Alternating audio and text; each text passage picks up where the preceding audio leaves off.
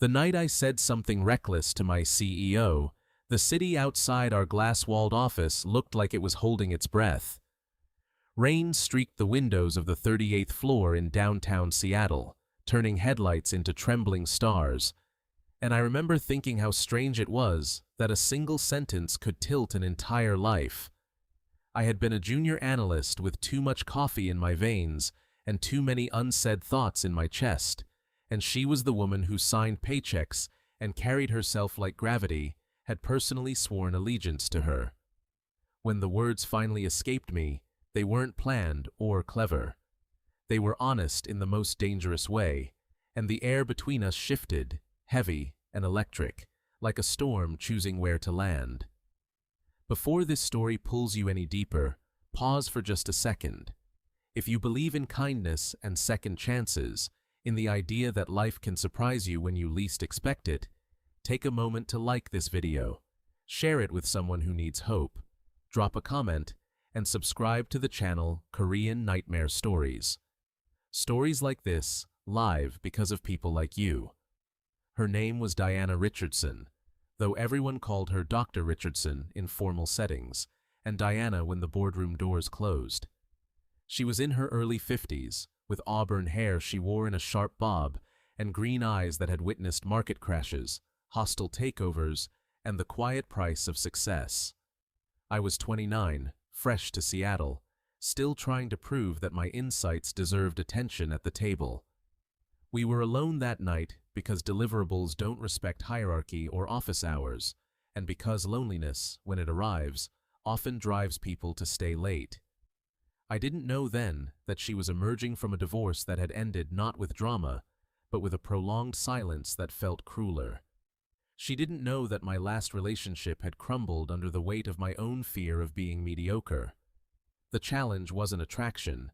That was the simple part, the spark that makes rational people act foolishly. The challenge was everything else. It was the age gap that transformed moments into rumors, the power dynamic that made every shared coffee feel precarious, and the unspoken codes of a professional world that claims to be progressive while gripping outdated prejudices. I told myself to stay focused, to observe, to construct a career step by step. Yet every time she paused at my workspace to examine a report, every time she acknowledged my contributions in a meeting with that composed confidence, something inside me awakened and refused to be silenced. The night everything changed, we were finalizing a strategy that meant survival for the organization. Pressure had been our constant companion for weeks. When it finally released, it wasn't with celebration, but with a quiet sigh. We stood there, drained, the city pulsing below us, and I felt the pressure of my own truth pressing against my chest. I told her that if circumstances were different, if we were the same age, I would pursue her without hesitation. I expected amusement or a gracious redirect, perhaps even a reminder of professional boundaries. What I didn't expect was the gentleness that washed over her face, the way her posture eased, as if she had been carrying something burdensome for too long. She told me to imagine she was mine, just for that instant, just long enough to recall what it felt like to be valued without limitations. Nothing physical transpired, and that mattered more than people might understand. What happened instead was quieter and more courageous. We sat sharing histories without obligations or commitments, just two souls acknowledging a bond they didn't know how to define. She spoke of constructing a company from scratch, while a marriage gradually dissolved in the margins. I spoke of relocating from Colorado to Washington with a backpack and a determined belief that persistence could outpace doubt. In that space, the roles dissolved, and what remained was understanding. The days that followed were more difficult than the night itself. I grappled with uncertainty, with career aspirations, with the reality that emotions don't request authorization. She became more reserved at work, more professional, and it stung in a way I hadn't anticipated. I considered resigning from the company, convinced that remaining would mean watching something precious deteriorate under artificial lighting. Then something unforeseen occurred. She summoned me to her office, not for a revelation or a warning, but for a prospect.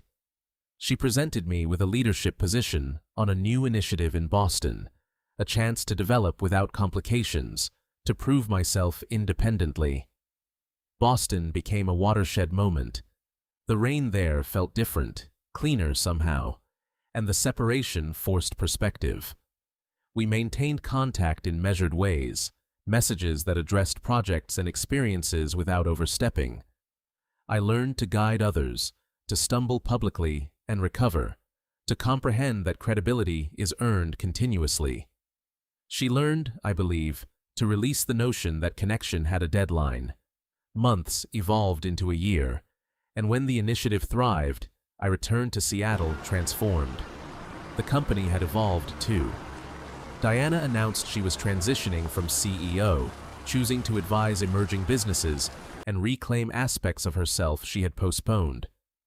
On her final day, there was a ceremony in the atrium, recognition reverberating off glass, appreciation filling the air. We spoke afterward, not as executive and subordinate, but as two people standing at the threshold of new beginnings. The power imbalance had vanished, the constraints rewritten by time and bravery. Love, when it finally materialized, did not arrive like lightning. It emerged like sunrise, gradual and inevitable. We proceeded carefully, conscious of the glances that would linger and the commentary that would circulate. Some people disapproved, others understood knowingly, and most eventually focused on their own journeys. What mattered was that we selected each other in a world that had attempted to convince us otherwise. If this story has resonated with you, if it's prompted you to reflect on the moments you nearly voiced your truth but held back, take a second now to engage with this video. Like it, share it, and let us know you're here. Your support keeps narratives like this alive. Special request before we conclude, please comment the word hope if you believe love doesn't have an expiration date. Years later, on a peaceful avenue near Puget Sound, we created a life that resembled nothing either of us had envisioned and everything we required. We discovered that courage isn't theatrical, that compassion can rewrite trajectories, and that sometimes the bravest action you can take is seeing someone for who they are, not who society dictates they should be. If this story touched your heart, don't scroll away. Stay with it, share it, and remember that the sentence you're afraid to say might just be the one that changes everything.